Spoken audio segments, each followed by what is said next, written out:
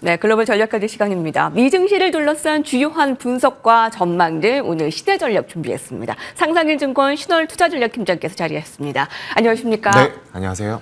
며칠 동안에 미국에서는 경기 침체로 인한 금리 인하의 전망, 또 일본에서는 금리 인상, 자, 이 전 세계 경제의 불협화음에 증시 변동성이 굉장히 커지고 있습니다.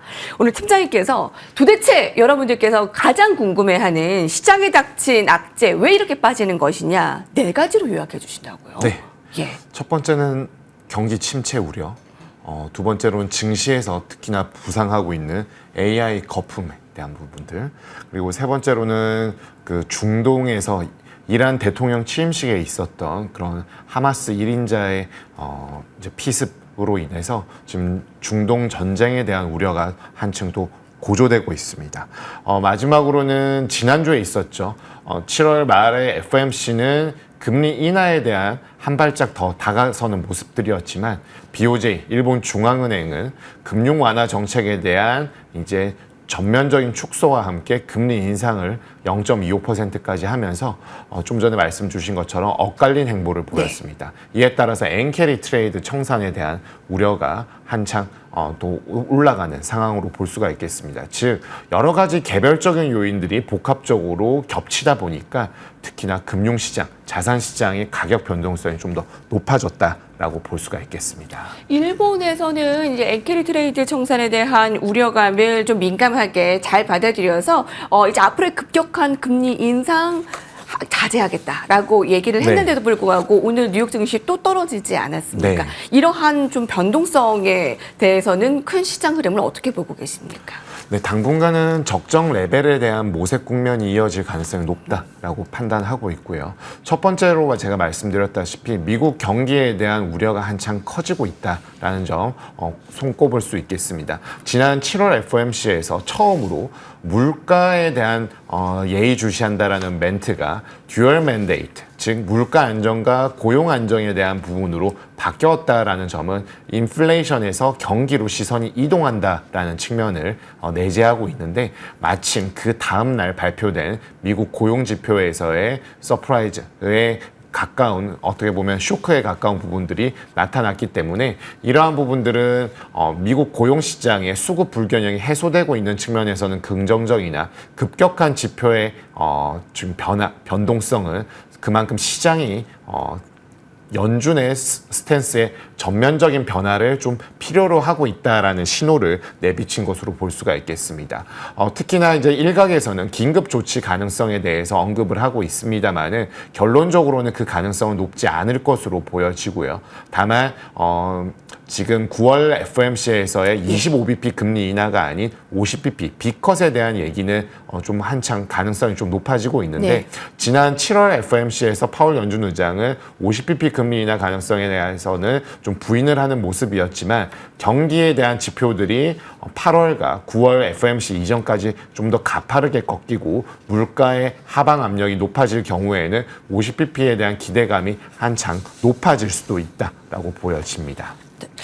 일본에서는 우치다 시니치 일본은행 부총리가 금리를 더 이상 안정될 때까지 인상하지 않을 것이다라고 밝힘에 따라 아시아 증시가 좀 안정을 보였습니다만 오늘 뉴욕 증시에 다시금 나타난 변동성을 보고 당분간 적정 수준의 증시 수준을 찾아가는 여진이 좀 계속될 것으로 바라보고 계신 거죠? 네, 그렇습니다. 증시나 예. 채권, 원자재 시장, 외환 시장 모두 지금 워낙에 지난주 후반부부터 급격하게 변동이 되었고 그리고 특히나 관망 심리가 부상하기 위해서는 주요국 통화 당국의 통화 정책 회의가 임박해 있을 경우에는 변동성이 좀 잦아들 수 있지만 예.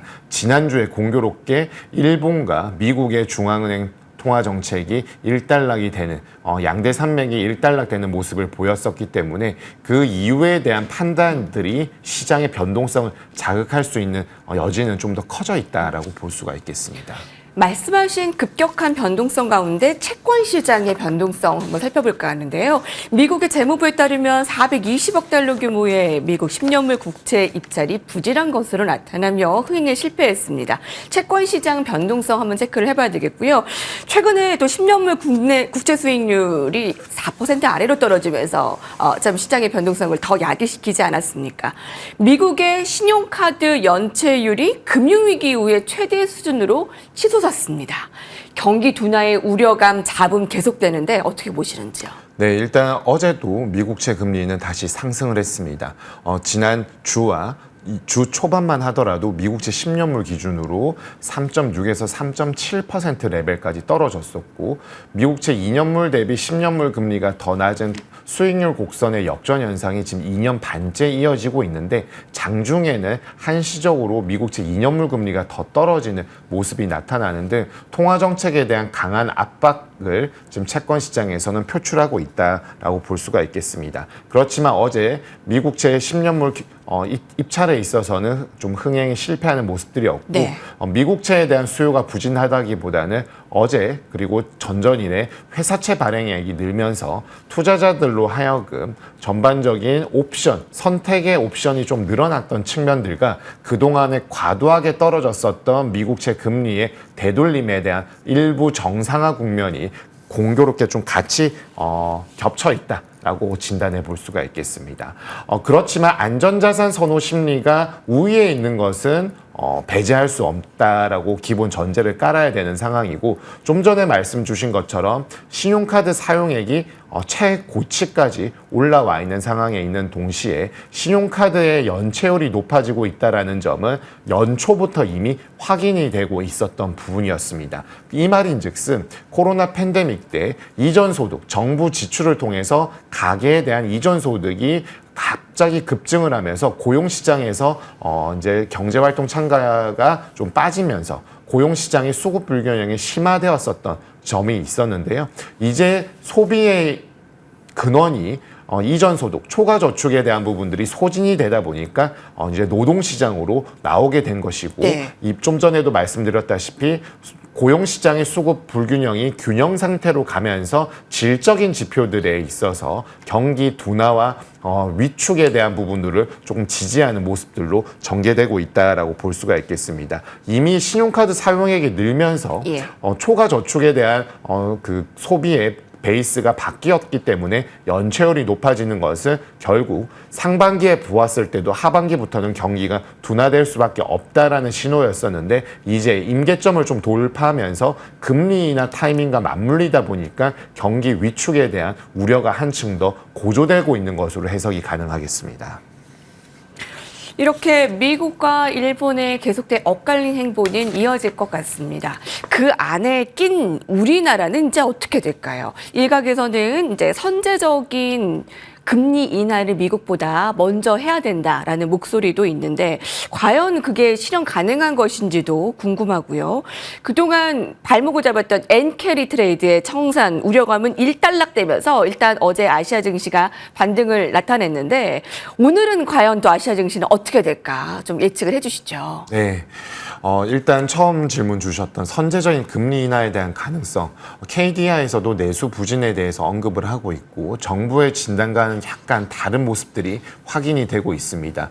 실물 지표에 있어서 내수가 좋다라고 해석하기는 다소 어려운 상황에 있기 때문에 1분기 그리고 2분기 초까지 정부의 진단과는 조금 엇갈리는 모습들로 해석하는 것이 맞겠고, 금통위에서도 내수 부진에 대한 우려가 커질 수 있기 때문에 금리 인하 가능성에 대해서 열어둔 금통위원이 이제 2명으로 늘어났습니다. 그렇지만 아직 금리 인하에 대한 소수 의견이 공개적으로 표출된 것은 아니기 때문에 선제적인 금리 인하는 다소 어려워 보인다라고 볼 수가 있겠고, 8월 말에 예정되어 있는 금통위는 기준금리 동결이 될 것이고, 금리 인하 소수 의견이 나온다라면 10월이나 11월 그러니까 연준의 9월 금리 인하 이후에 후행적으로 할 가능성이 아직은 높다라고 보여집니다. 특히나 부동산 시장이 서울 아파트 중심으로 빠르게 회복이 되고 있기 때문에 가계부채의 증가세와 함께 물가 안정뿐만 아니라 금융 안정도 봐야 하는 한국은행 입장을 고려한다라면은 금리 인하는 순차적으로 진행될 가능성이 높겠고요. 엔캐리에 대한 부분들은 이미 조짐들이 있었고 미국채 2년물 금리가 강하게 내려가면서 미국채 장단기물 금리 스프레드의 역전폭이 경기 둔화와 함께 커져야 됐지만 금리 인하에 대한 압박감으로 인해서 불리시한 전반적으로 불리시한 플래트닝이 펼쳐졌었기 때문에 이러한 점은 엔캐리 트레이드 청산의 가능성을 한층 더 높여주는 측면들이 있습니다. 지금은 1개월 동안 엔화는 11% 정도 절상이 되면서 타 자산 대비 매우 강한 흐름들을 연출하고 있다는 점 자체가 엔캐리 트레이드 과거와는 다른 국면으로 바뀔 수 있었는데 지난주에 통화 정책에 대한 부분들이 확인이 되면서 좀 촉발이 되었다라고 볼 수가 있겠고 이러한 점에 근거했을 때 전반적으로 일본발 금융시장의 변동성에 대한 가능성을 좀 더 열어둘 필요가 있다라고 판단하고 있습니다. 예, 다음 질문이 많아서요. 그러면 이제 미국의 대선 구도에 대해서 많이들 궁금해하셔서요. 이제 민주당에서는 이제 부통령 후보의 월주 주지사가 올라가며 대선 대진표가 완성됐습니다. 자, 해리스 관련주 한번 좀 봐도 되겠느냐라는 질문이 있는데 어떻게 보세요? 네, 결론적으로 먼저 말씀드리면은 지금 트럼프나 해리스 누가 이길지에 대한 판단은 사실 신이 알 수 있는 부분이기 때문에 90일 이상 남은 국면에서 어떤 수혜주를 예측하기보다는 초당적으로 정책에 이목이 집중되는 반도체, 전력 인프라, 원자력 업종에 대한 부분들을 수혜주로 좀 꼽을 수 있다라고 보여지고 다만 더 혼전의 상황으로 접전의 상황으로 펼쳐지고 있는 부분들은 정치공학적으로 볼 수가 있겠습니다. 아무래도 유색인과 백인의 조합, 여성과 남성, 엘리트적인 부분과 서민적인 측면들이 겹치다 서로 상호 보완을 하는 모습들이 있기 때문에 트럼프로 좀 승기가 쏠리던 부분들을 좀 이제 접전의 양상으로 이끌 수 있는 점이 있기 때문에 어떤 한쪽으로 치우치는 양상들이 펼쳐지기보다는 엎치락 뒤치락 하면서 러스트벨트 지역에서의 승기를 잡는 후보가 결국에는 백악관으로 골인할 가능성이 좀 더 높지 않나라고 보여지고 그때까지는 업종에 대한 주도적인 섹터가 나오기는 다소 어려울 것으로 보여지기 때문에 두 후보 모두 미는 업종으로 좀 그렇군요. 관심을 갖는 것이 좋을 것으로 보여지고 결국에는 AI 관련된 업종 거기에 전력이 들어가야 되기 때문에 전력 인프라와 원자력 업종을 통해서 에너지에 대한 부분들 여기에 좀 포커싱을 두는 것이 좀 좋을 것으로 판단하고 있습니다. 접점을 찾고 거기에 포커스를 맞추겠습니다. 최근에 원자재 시장의 변동성도 굉장히 크고요. 마지막으로 전략까지 좀 합쳐서 좀 들어봐야 될 것 같아요. 원자재 시장은 아무래도 이스라엘의 이란 테헤란에 있는 하마스 지도자를 습격하면서 이런 부분들이 좀 촉발되었다라고 볼 수 있겠고 유가증권 시장뿐만 아니라 원자재 시장 역시나 연준의 금리 인상과 인하에 직접적인 영향력을 받을 수밖에 없다라고 보여집니다. 다만 그나마 비교적 다행인 것은 중동발 이슈는 항상 상수입니다. 그렇지만 시장 가격에 미치는 영향력은 과거보다 좀 퇴색이 되었다라고 볼 수가 있기 때문에 제한적인 변동성 유가증권 대비는 좀 제한적으로 움직일 가능성은 좀 더 높지 않을까라고 보여지고요. 금 가격은 최근 주춤하고 있습니다만은 과거 15년 전에 금융 위기 때 금리 인하가 본격적으로 되었을 때 금 가격에 다시 턴어라운드 하면서 상승하는 모습들이 있었기 때문에 이러한 점에 근거했을 때 중장기적으로는 긍정적으로 판단해 볼 수가 있겠습니다. 마지막으로 최근에 업종에 대한 부분들 말씀을 드리면 들어야 되겠네요. 너무 죄송합니다. 알겠습니다. 상상의 증권 투자전략팀장 신원 팀장님과 함께했습니다. 감사합니다.